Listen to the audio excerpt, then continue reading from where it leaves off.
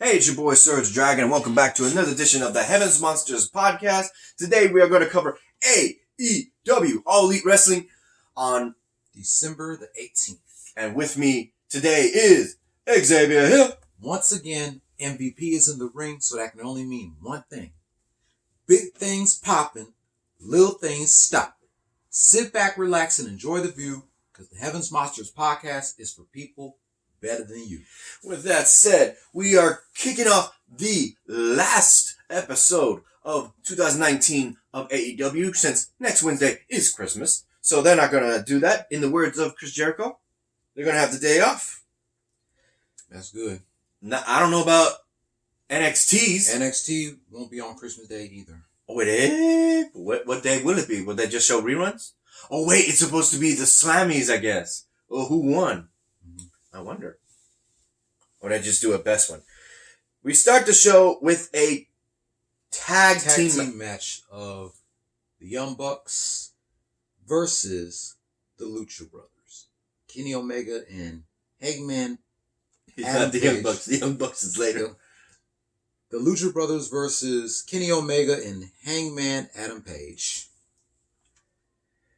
The match goes on back and forth between the two, and these teams are pretty damn good. But at one point, the match ends with Kenny Omega getting accidentally clotheslined by Hangman Page, and Hangman Page gets, or was it Kenny Omega? It was probably Hangman.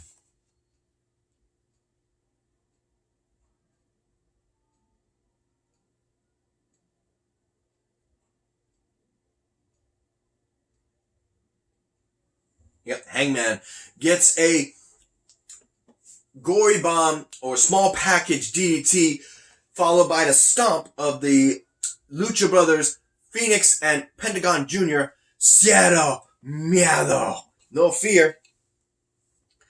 And ends up losing the match. And these two are looking at each other and getting pissed at each other at how their choreography didn't work at the end.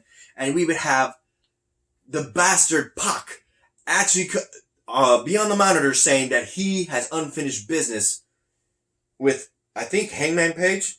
Or is it Kenny Omega? Kenny Omega. Mm-hmm. Yep, it would be Kenny Omega because of the fact that he walks into the locker room and ultimately closes the door with the actual mention that he's not going to be responsible for what he does next. In that locker room is one person sitting down with the headphones, ignorant to what's going on behind him. And that's Kenny Omega's dear best friend. With the door closed, he can only think of the worst. He comes running to the back.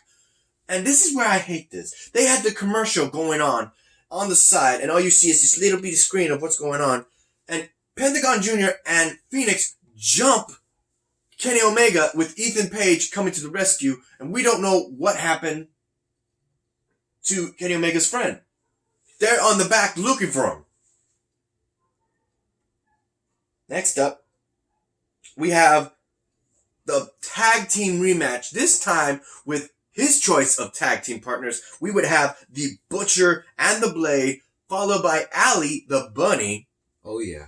Versus the American Nightmare, Cody Rhodes, and his tag team partner, Darby Allin.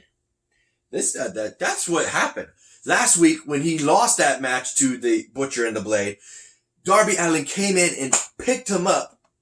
He must have mentioned himself to be the tag team partner for next time. Ultimately, this tag team would work, and I could see the moves that Darby does be more fit for someone as lightweight as Mikey and Chris Petrie. Right. Ultimately, it would be Cody Rhodes and Darby Allin getting the pinfall with a special jumping off the top rope into the ring onto his opponent, Cody Cutter, as it's being called, to get the win. That was interesting. Yeah. It's kind of reverse of the RKO. Instead of the person jumping off the top rope and getting the rated RKO, it's the vice versa. Coming in, RKO. Well, actually, Cody Cutter. I think that's where he gets it from. He got it from Diamond Dallas Page. The Diamond Cutter. Yeah. Here comes a tricky match. Awesome Kong with Cody Rhodes' wife, Brandy Rose. Versus,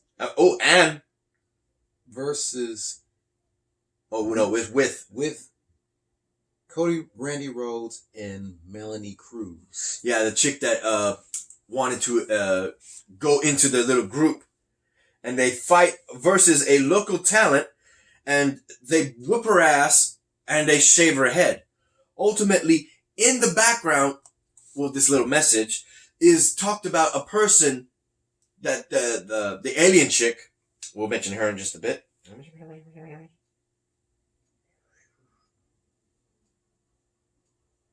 Yeah, Colin wins. Yeah.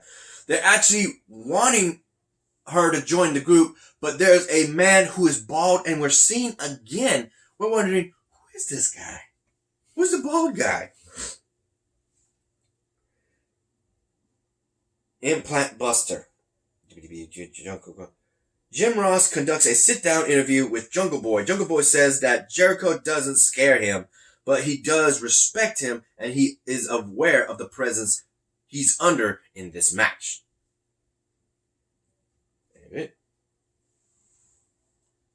Next is a non-title match between Le Champion Chris Jericho with Jake Hager versus Jungle Boy with the Jurassic Express. Yep.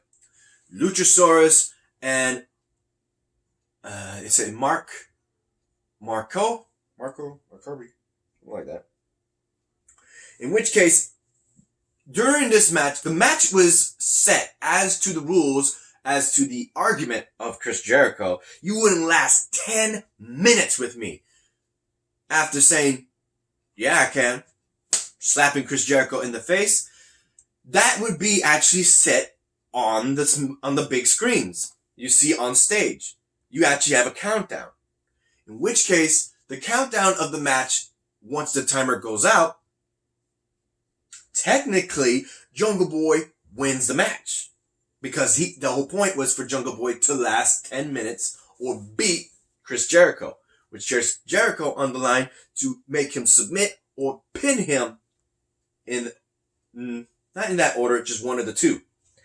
During that match, it would be Jake Hager that jumps Jungle Boy without the referee knowing, and the Luchasaurus and Marco, whatever his name is, the little Jurassic guy, jumps them, but poor little guy gets knocked the hell out to a point that both Jake Hager and the the Jurassic Express, thank you, are both told to get the heck out of here. And Luchasaurus is taking his little buddy. He's just conked out. So it's finally a one-on-one between the Le Champion, Chris Jericho, and Jungle Boy.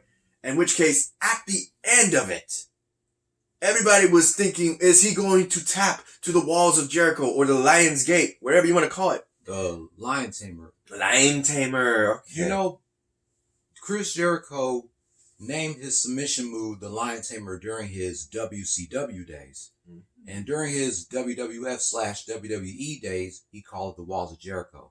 Now he's back calling it the Lion Tamer. Lion Tamer. I thought it was the Lion Cage. So it's the Lion Tamer. Yeah. Lion Tamer. I remember that.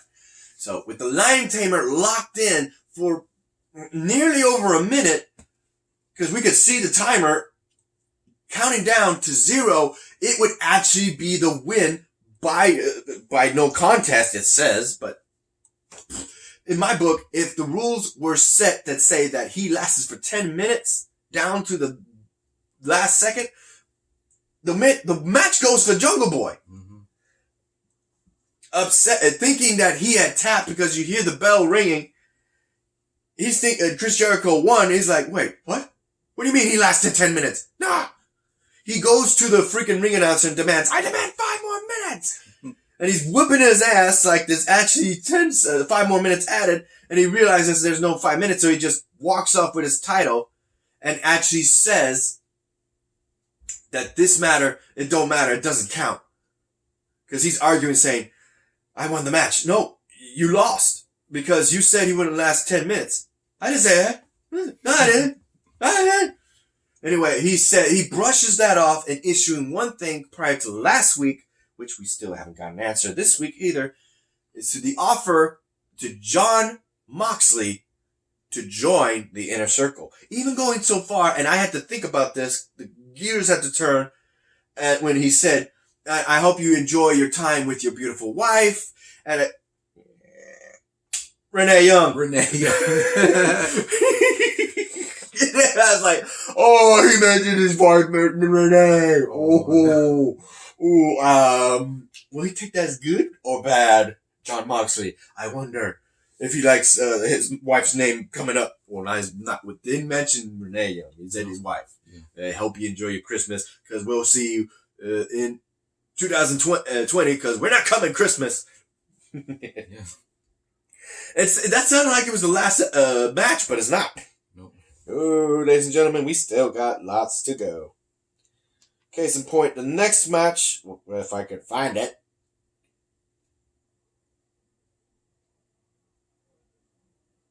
Oh. It's a promo. And we got AEW's women's champion title number one contenders match between the first and second rating.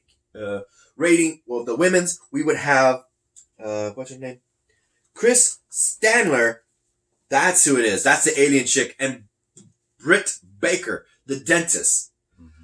Honestly enough, I still think that's pretty cool that she's both got a degree as a dentist and as a wrestler. So if she knocks, I like that concept, because they literally said it. If she knocks your teeth out, she can also put it back. That's true. She can. And if she gets her teeth knocked out, I don't think she could do her own job. She would need another dentist for that, right? Right. I think that'd be kind of a tricky work to do that. I need the. I don't think you could. Put what do you call that stuff to put you to sleep? What do you call that, Ma? Aesthetic? The stuff that knocks you out when you're going under surgery. Anesthesia. Actually, sounds like a woman's name. Mm-hmm. Anyway, with the alien versus the dentist, that's literally what it is, gimmick-wise. These women would knock the hell out of each other until finally Stanler gets the win, and on the stage you see the dark, I guess they call it it's not the Dark Order, it's the Shadow Order, or whatever the hell is Cody Rhodes' wife. Brandy Rhodes. Brandy Rhodes, thank you.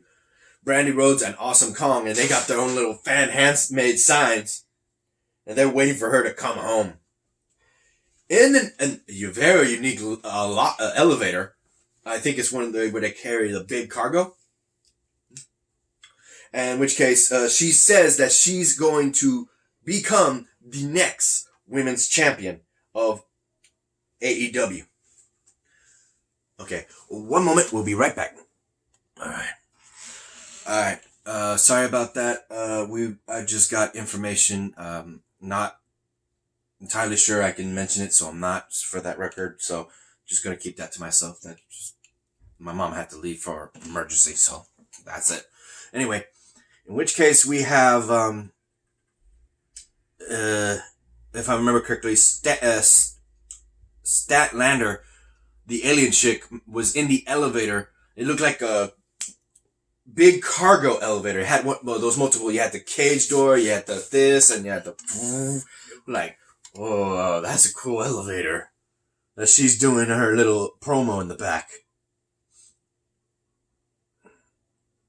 In which case, we then have the AEW Tag Team Championship match, ending the show between the number one contenders, the Young Bucks, against the current champions, SCU.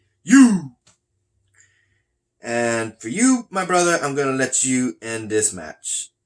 Let's see, right here. Wait, where are you? Where is it? Hey, hell. That's the show. I could have sworn it had it. There you go. There you go, my brother. So, Matt fights out of it and manages to toss Cass into Sky to break the other hold. Matt and Kazarian exchange strikes, and then Kazarian goes for a whip, but Matt counters into a tombstone attempt. Sky blind tags himself in and knocks Ring Nick off the apron. Kaz hits a slingshot DDT on Nick on the apron, and K-Sky gets a near fall on Matt. Sky hits the TKO and tags Kazarian back in. SCU hits the SCU later on Matt and gets the pin. And SCU wins and retain their AEW World Tag Team Championship. After that, we would finally get what is known as an initiation. Because here comes the Dark Order and their army of creepers just attacking everybody in the ring. The Young Bucks, SCU, and then coming to the Young Bucks, their dear friends, you would see Kenny Omega as well as Cody Rhodes jumping in to try and help them, and they're all being laid out because the creepers, they come in numbers that are you can't even count because there's just a swarm of them. And all this time, we hear on commentary, one guy who's not coming out is another friend to them, Hangman Page, didn't even bother coming out. And we are asking why. So in the end, we would see all these creepers just do all this, and we'd have pulls off 2 masks, and Uno hands the mask to Raynon and Silver. They put them on, and they join the Dark Order. Evil Uno wipes Matt Jackson's blood on his hands and holds it it up. Damn. Wow. So that ends this year on AEW. Damn. So the Dark Order are looking to claim the All Elite Wrestling brand, Dynamite, going into 2020. Arguably, that's true. Yeah, they could. They got the numbers. And I think that's what Cody Rhodes' wife is doing. She's making another Dark Order to counter it. Maybe.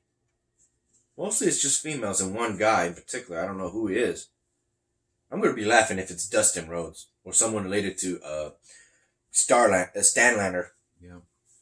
In which case, that'll be it for the show. And take it, bro. And before we go, we got to give a shout out to all the members of the Heavens Monsters podcast. Started with these 3.